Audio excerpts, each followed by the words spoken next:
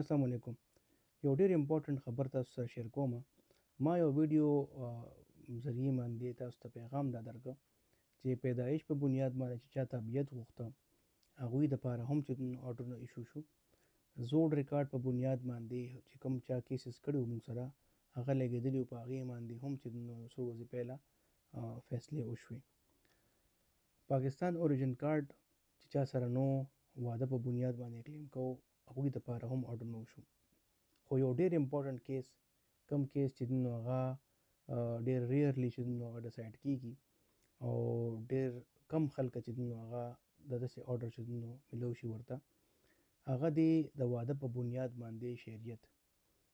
هغه فرض که ښځه ده افغانۍ ده نو هغې ته خو چې نو شریعت ملاویږي، پاکستاني شریعت چې کله پاکستاني سره واده وکړي. خو که سړی دی او هغه افغانۍ دی او پاکستاني ښځې سره واده وکړي نو شریعت چې نو هغه ډېر په مشکله باندې ملاویږي ورته. نو دا یو کیس دی. په دې کې چې نو زمونږ چې کوم کلاینټس وو هغه مو سره رابطه وکړه، مونږ له رالل او ما ته یې ویل چې یاره لکه زما دا خاوند دی، د دوی چې نو پاسپورټ شته، دوی چې نو ویزو باندې دلته پاتې کېږي، ځي راځي، ډېر مشکلات دي مونږ ته او انټري ایگزټ چې نو کېږي دلته ویزو، تاسو ته پته ده چې ویزو څونه غټه مسلې دي. نو کو یو ایس ای والا خلک هم چې نو اپلای وکړي نو د هغوی ویزا ریفیوز شي.